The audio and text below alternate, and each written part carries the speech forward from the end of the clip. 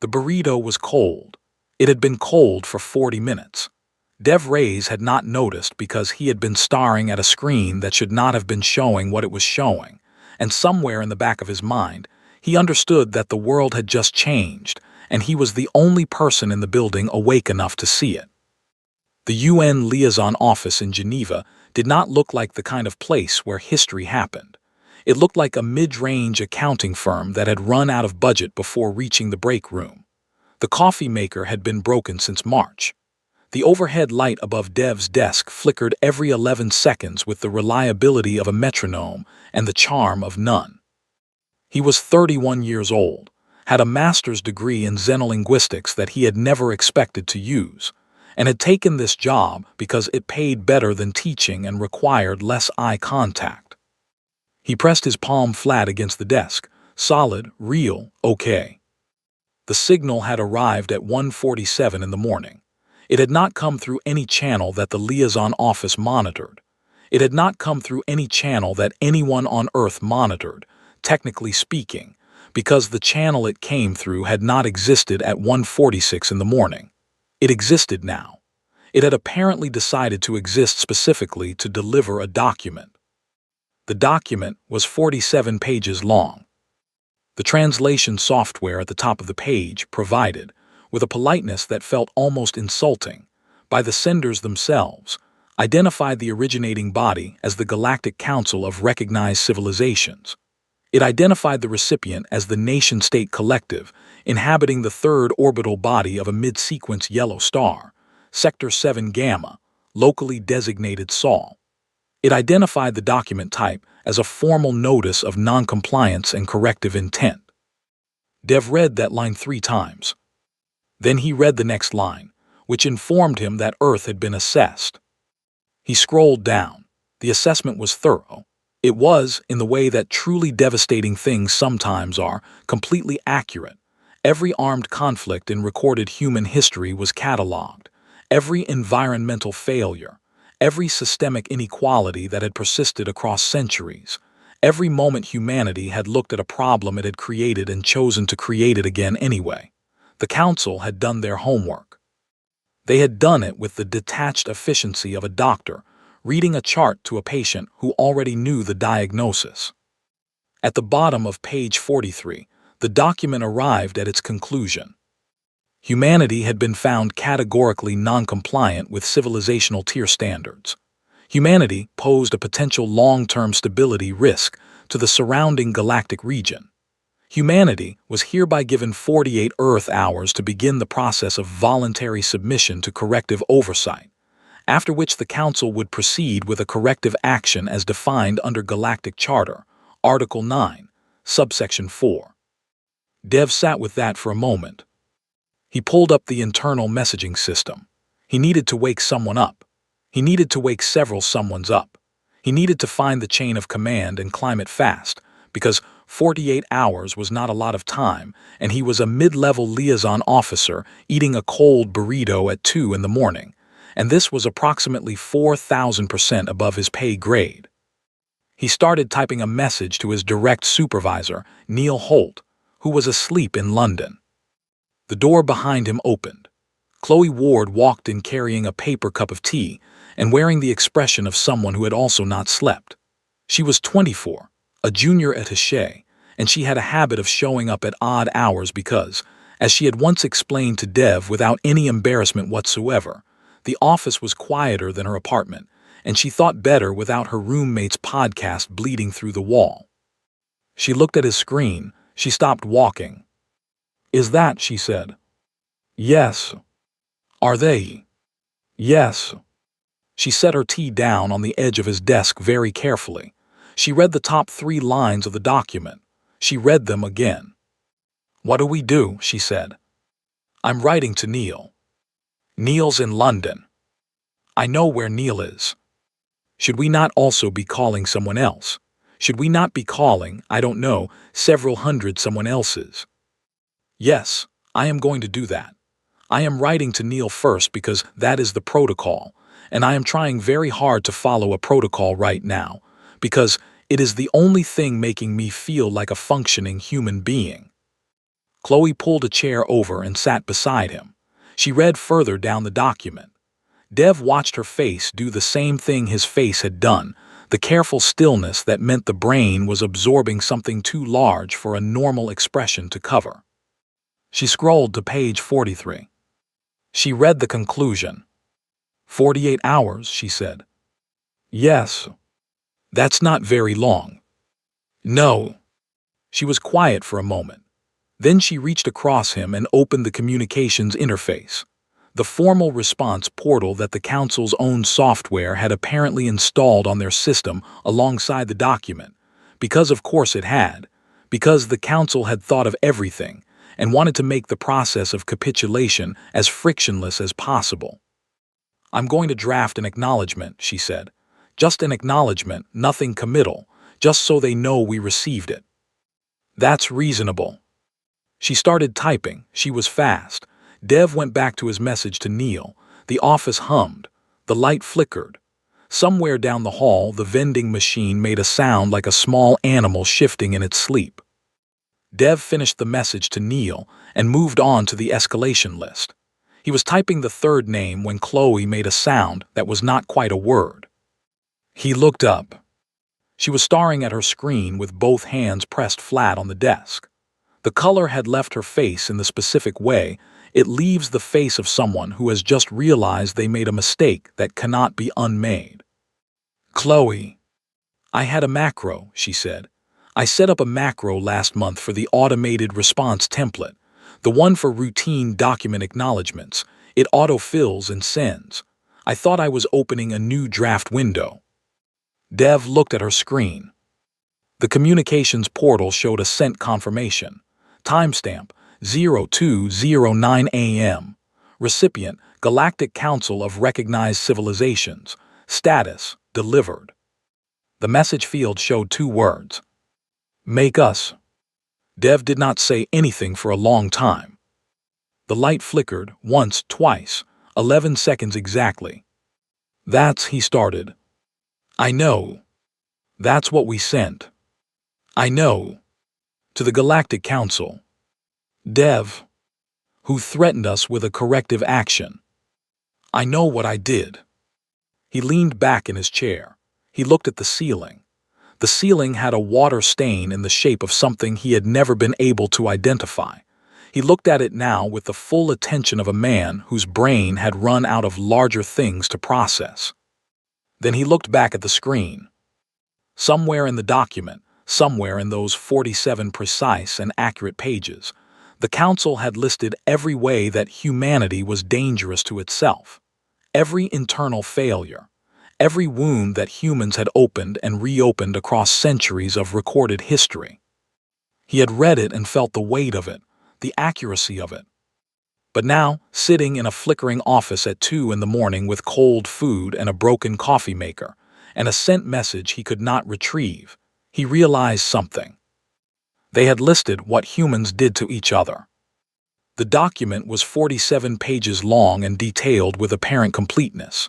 But there was not one line, not a paragraph, not a footnote, not a single entry in the appendix, for what humans did when something from the outside came looking for a fight. Not one line.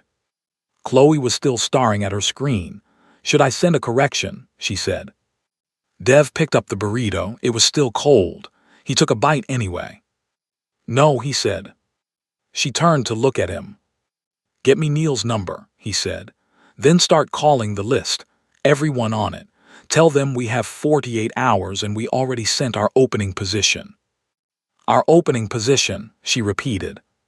That's what I said. She looked at the sent message one more time. 2 words on a white screen. The most significant diplomatic communication in the history of the human species, produced by a wrong button press, cold light, and a macro set up by a junior attaché who just wanted to save time. Chloe Ward took a breath, then she picked up the phone. Dev's message to Neil went through at 2:14 in the morning.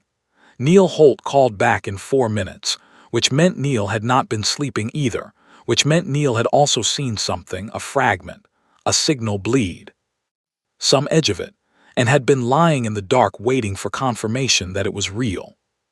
The call lasted 7 minutes. By the end of it, Neil had 3 other calls running simultaneously, and Dev had a direct line to a woman at the Foreign Office named Patricia Voss, who had a voice like someone who had been waiting her entire career for a phone call like this one, and was not going to waste a single second of it. "Tell me everything," Patricia said. "Leave nothing out, including the 2 words." Dev told her everything. He left nothing out. He included the 2 words. There was a pause on the line. "Well," Patricia said. "Yes. That's either the worst thing anyone has ever done or the best. I've been going back and forth on that." "Stop going back and forth. Pick one and move forward." She was already typing. He could hear it. Fast, precise keystrokes like someone who had made peace with urgency a long time ago. "I'm pulling in the Security Council. I need you to forward the full document to this address in the next 3 minutes. Can you do that?" "Yes." "Good, and Dev?" "Yes." "Don't touch the communications portal again. Not until we decide what comes next." He looked at Chloe, who was on her own phone now, working through the escalation list with a calm that he recognized as the particular calm of someone who had decided there was no longer any point in being anything other than calm. "Understood," he said. He forwarded the document. The clock on his screen read 2:21. 47 hours and 39 minutes left on the council's deadline. He reached for his coffee, remembered it was broken, drank Chloe's tea instead. It was also cold. He didn't notice.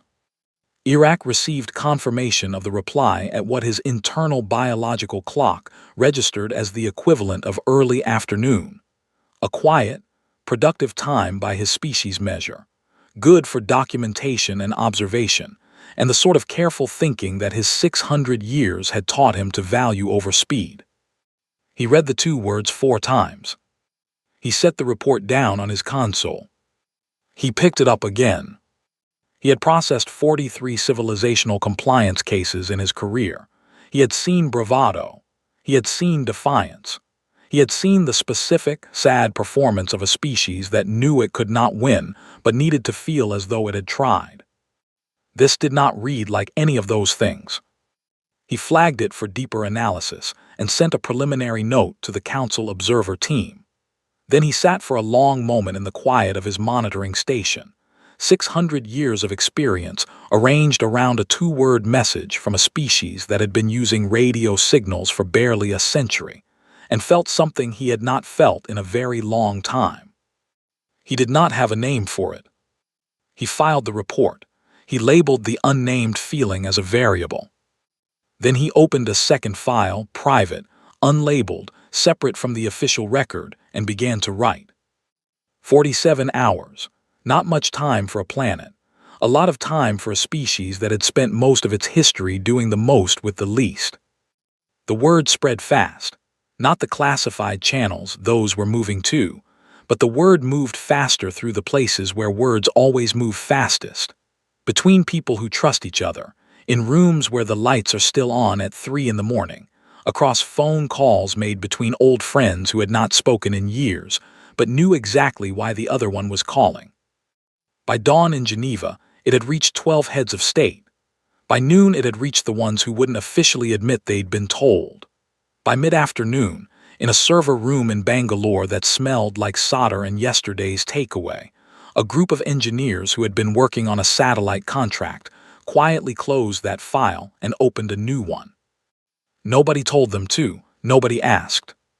They just looked at each other across a table covered in empty cups and half-finished calculations, and one of them, a woman named Priya, who was 27 and had the specific kind of focus that made other engineers both admire and slightly fear her, said, "So, different problem now." And they started working on the different problem. Dev Reyes sat in his chair and watched the clock. He thought about the assessment. He thought about the 47 pages. He thought about the one thing that was not in them. He thought about Chloe's wrong button, about a macro designed to save 30 seconds becoming the loudest 2 words Earth had ever said. He thought about all the things humans did when something came at them from the outside. He thought about how none of that was in the document. He thought the council might want to read a different 47 pages. He was starting to think they were going to get the chance. Iraq's private log, entry 1. The two words were not defiance. I have studied defiance. Defiance is the performance of strength you do not have. These two words had no performance in them. They were practical. They were almost administrative. I do not have a word for this. I have looked through 412 languages in the council archive, and I do not have a word for a species that hears it is outmatched and responds by asking to see proof. I am adding a variable to my model. I do not yet know what to call it. I am going to keep watching. He closed the log. He looked at the two words one more time. Then he started writing a different kind of report. 46 hours and 51 minutes left on the clock. In a small office in Geneva, a junior attaché named Chloe Ward finished her call list, made herself a new cup of tea, and did not think about what she had done. She thought about what came next. It was, she decided, probably going to be interesting. She was right.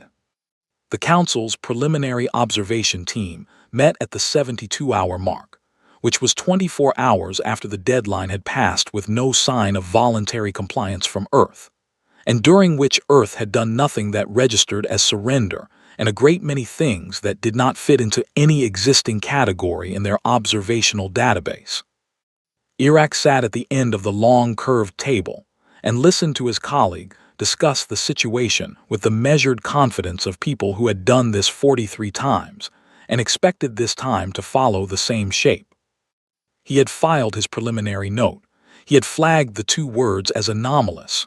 Nobody had asked him to elaborate. He was beginning to think elaboration was overdue.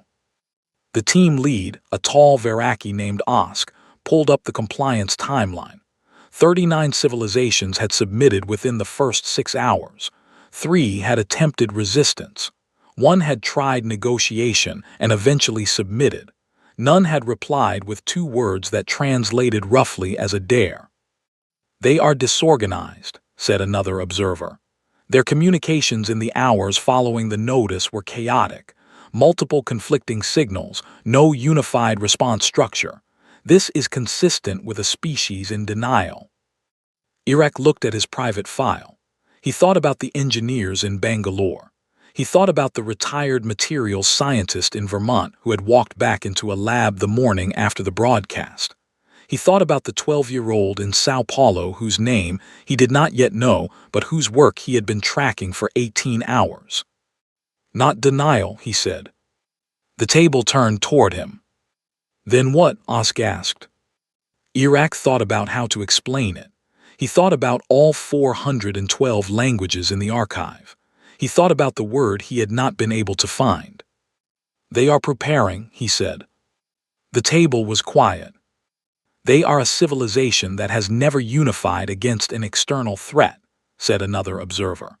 Their own historical record shows no precedent for global coordination.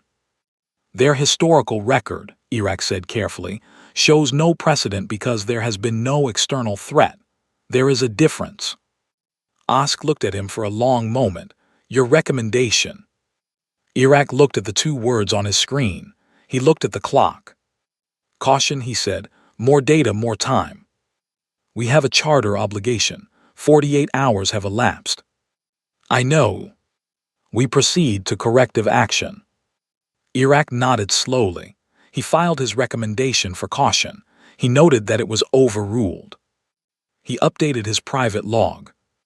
They are going to send the ships, he wrote. I think the ships are going to learn something. I think I have been studying the wrong data.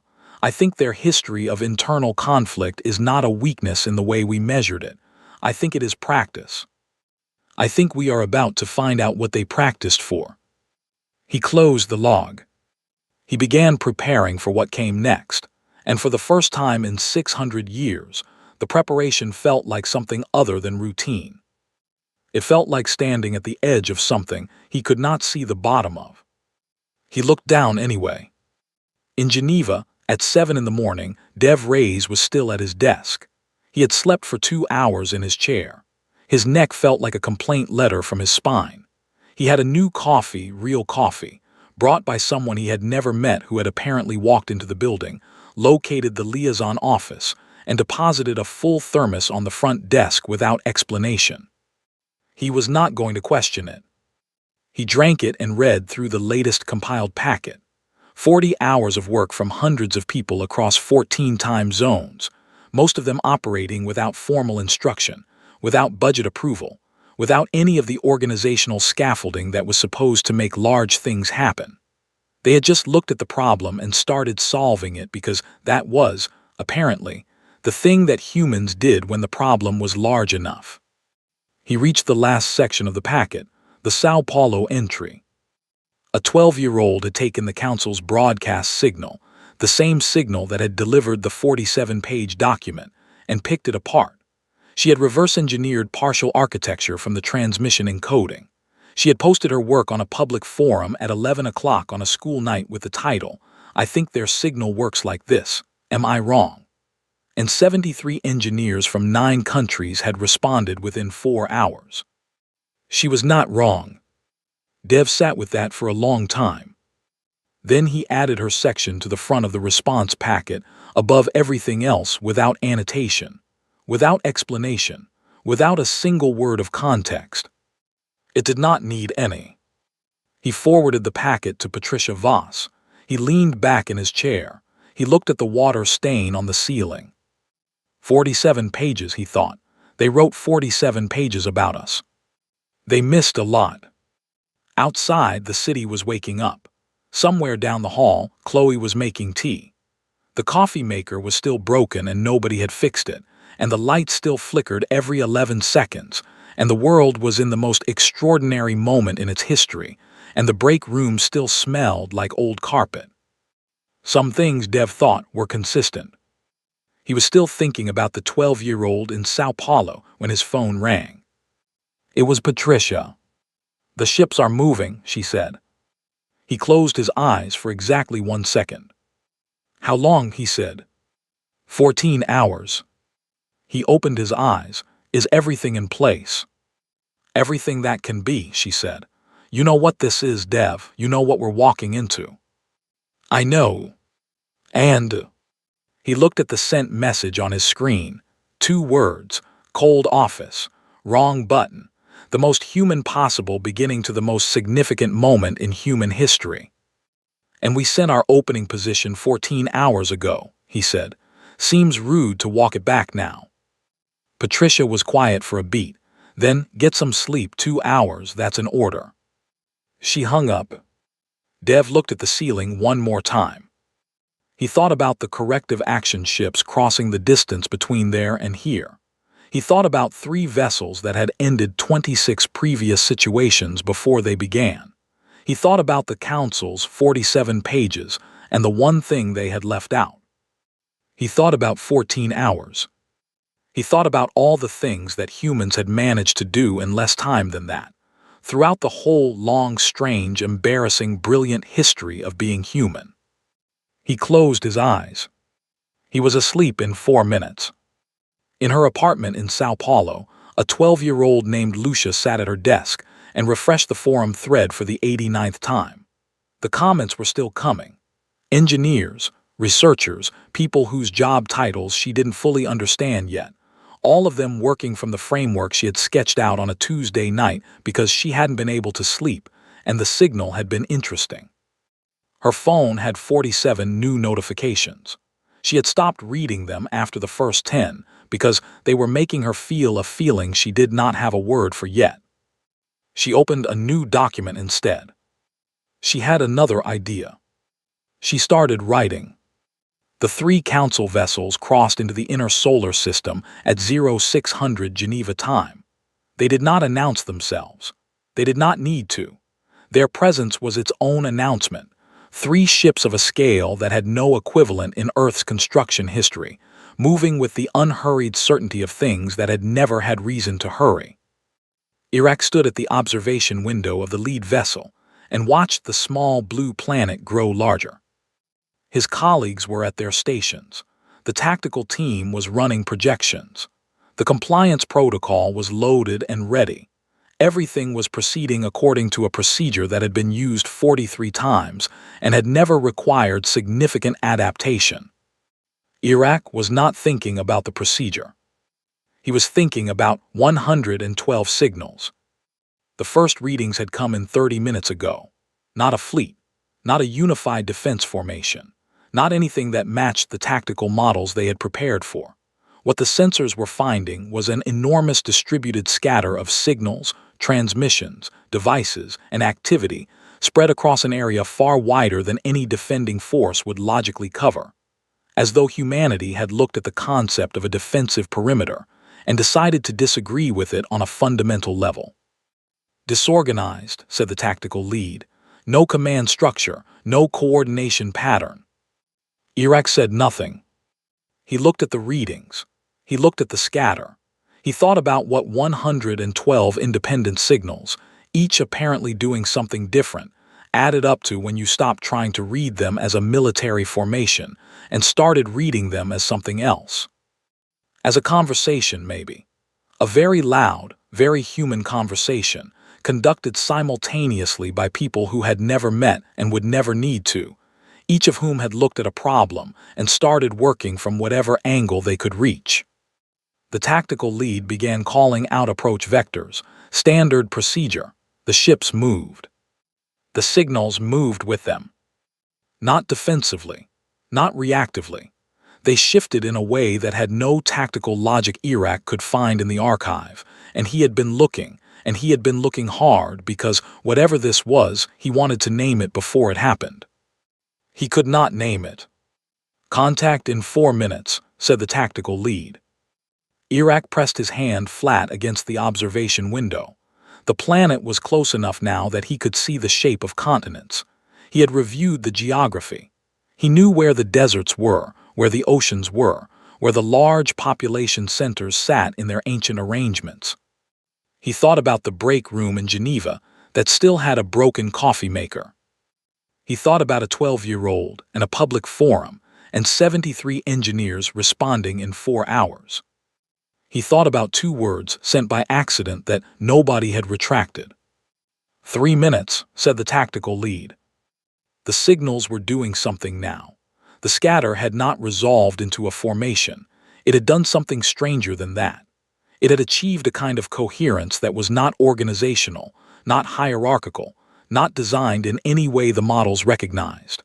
It was coherence the way weather is coherent, not because someone commanded it, but because 1,000 independent pressures had aligned. The tactical model flagged it as noise. Iraq flagged it as something else. 2 minutes.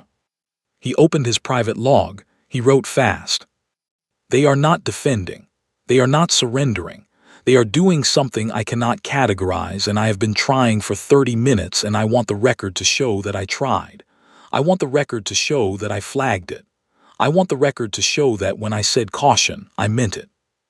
I think they have been preparing for this their entire history without knowing they were preparing for it. I think every internal conflict, every adaptation to scarcity, every improvised solution to an impossible problem was, in aggregate, practice. I think we are about to find out what a species looks like when it applies all of that to something from the outside. I think I should have pushed harder on the caution recommendation. I think we are going to be fine. I am not certain.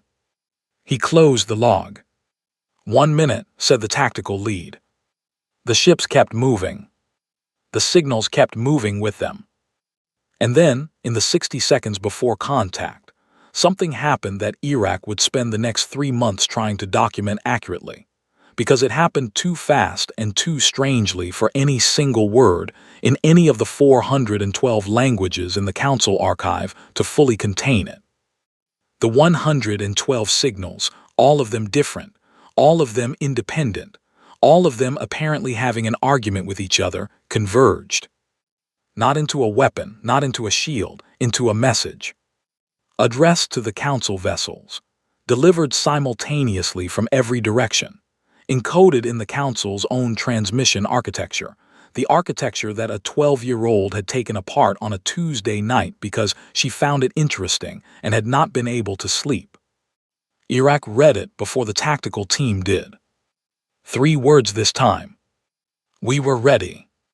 He looked out the observation window at the small blue planet. He reached for his communication console. He sent one message back to the council.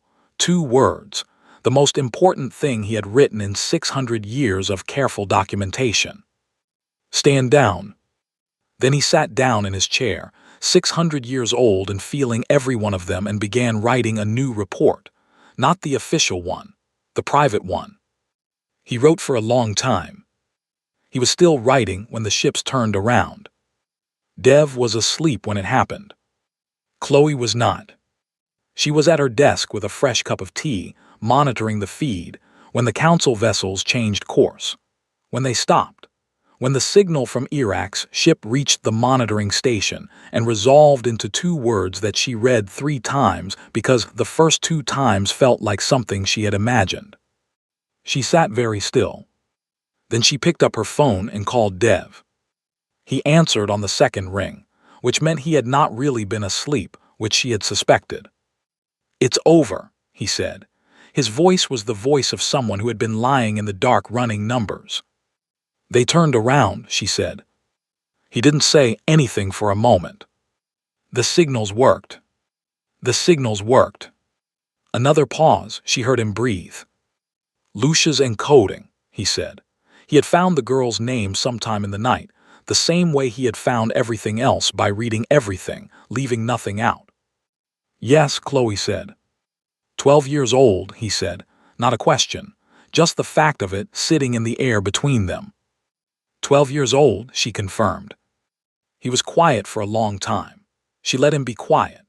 Outside her window, Geneva was fully awake now, going about the business of an ordinary morning, most of it entirely unaware that the most extraordinary 48 hours in human history had just concluded in a monitoring station on a council ship, somewhere between here and the outer belt, with 2 words sent by a 600-year-old alien who had apparently changed his mind about something.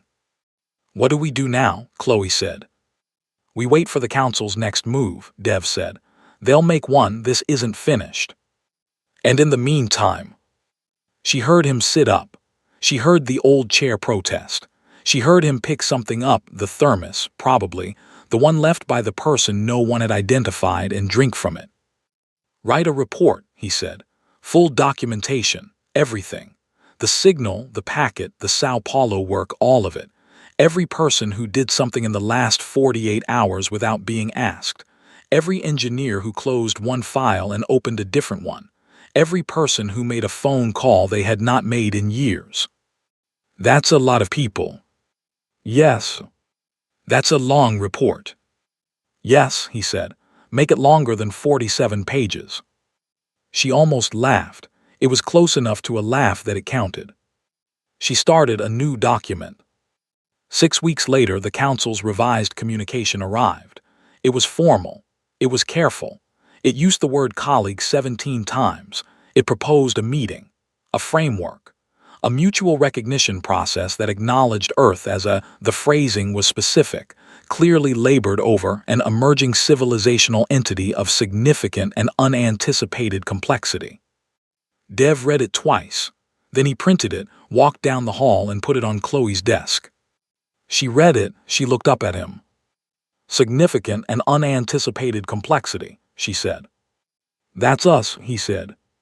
She looked at the document. She looked at the communication portal, which was still open, had been open for 6 weeks, the reply field empty and patient. She thought about the 47 pages. She thought about the 48 hours. She thought about 112 signals and a Tuesday night and a girl in Sao Paulo who had found an alien transmission interesting and had not been able to sleep. She typed 3 words. We'd love that. She pressed send. On purpose this time. In his monitoring station, Iraq received the reply and read it. 3 words, warm, direct, no performance in them, just a door held open. He had spent 6 weeks on his private report. It was longer than anything he had written in 600 years of documentation. It had a title, finally. He had found the word, or at least the closest word available in the archive, which was not perfect but was close enough. He had titled the section that dealt with the 2 words, and the 48 hours, and the 112 signals, and the girl in Sao Paulo, and the engineers who closed one file and opened a different one, and the retired scientist who walked back into a lab, and the thermos of coffee left by a stranger in a Geneva office at 7 in the morning. He had titled it, Spite as Civilizational Infrastructure. Then he had added a footnote. The footnote said, "This word is insufficient. They will need to give us a better one. I suspect they will." He closed the report. He looked at the 3 words on his screen. He looked at the small blue planet, distant now, getting smaller as the ship moved further away, back toward Council space, back toward the 600 years of careful documentation and measured distance that his life had been built from. He thought about the broken coffee maker. He thought about the wrong button. He thought about a 12-year-old who had looked at an alien signal and decided to take it apart because she found it interesting and had been right, and had not thought to be surprised by being right. He thought about a species that had been assessed in 47 pages and had spent 48 hours filling in the gaps. He thought about 3 words, warm, simple, a door held open. He wrote one final entry in the private log. "They are going to be very loud," he wrote. "They are going to be chaotic and contradictory, and they are going to do things that no model will predict. They are going to walk into rooms they were not invited into and ask questions that make the older civilizations uncomfortable. They are going to cause significant disruption to the established order of things. I am 600 years old. I have watched 43 civilizations receive this notice. I have never looked forward to anything. I am looking forward to this. I think it is going to be the most interesting thing I have ever documented. I think I am going to need more pages." He closed the log. Outside, the stars were very bright. He thought that was probably right. They had always been there.